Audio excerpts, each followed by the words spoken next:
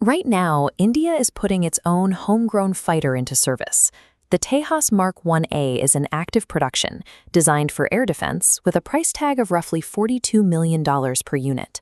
Simultaneously, the country is investing billions into a second, more ambitious platform, the Tejas Mark 2.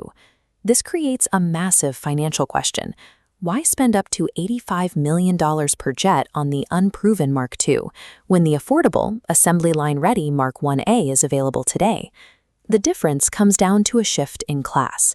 The Mark II occupies the medium-weight category, a significantly heavier fighter designed for a broader range of missions than the lightweight Mark 1A. This transition required a complete structural redesign. Engineers lengthened the fuselage and added forward canards to support a massive increase in internal fuel and avionics space. We'll examine 7 distinct shifts in performance and technology to determine if the Mark II's price tag and development timeline are strategically justified. The outcome of this trade-off dictates how India projects air power in a highly contested region for the next 30 years. This scorecard illustrates the physical gap. The mk1A has a maximum takeoff weight of roughly 13.5 tons, while the mk2 pushes that up to 17.5 tons. That extra 4 tons of weight is supported by a longer fuselage, an extended wingspan, and close-coupled canards near the nose, which maintain high-speed maneuverability. To push that heavier frame, the engine had to scale up. The matrix shows the shift from 84 kilonewtons of thrust in the mk1A to 98 kilonewtons in the mk2's upgraded F414.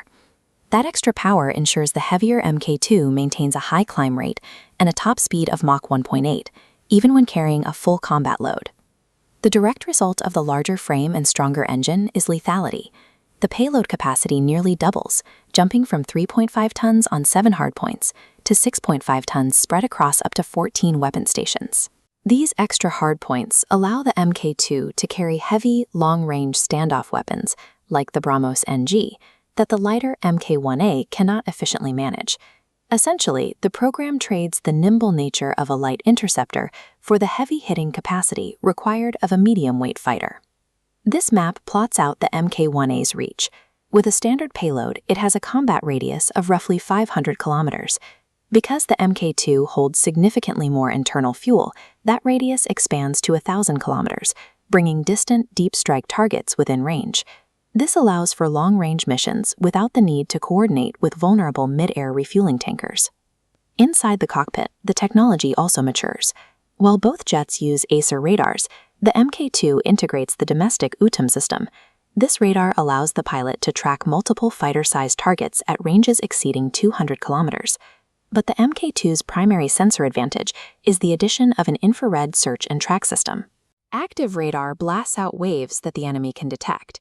Infrared sensors operate passively, allowing the mk2 to silently track enemy jets by their engine heat without emitting a traceable signal. By doubling the range and adding passive hunting sensors, the mk2 is designed to stay in contested airspace longer and survive. Right now, the mk1A fleet handles point defense and rapid interception near the border. The mk2 is designed for full-spectrum multi-role operations.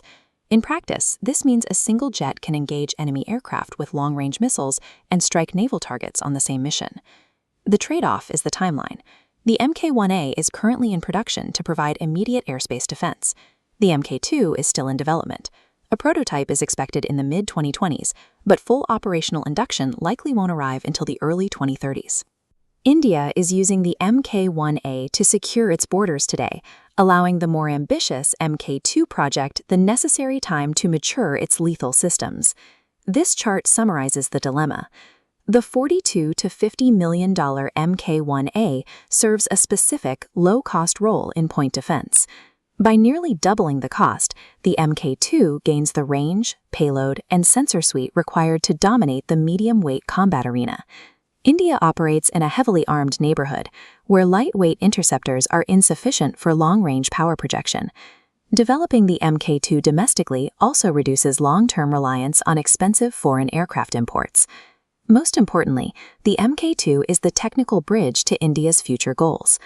Developing the UTM ASA radar, passive infrared tracking, and the sensor fusion required for its expanded weapon suite builds a specific domestic expertise. These are the technical building blocks India must master before it can move toward the stealth and complex automation of a fifth-generation fighter. The mk2 provides an immediate solution for border security, while the mk2 project develops the long-range, heavy payload capability needed to maintain regional parity over the coming decades. Does the mk2's expanded capability justify the decade-long wait and doubled price tag? Let us know your thoughts in the comments, and subscribe for more defense analysis.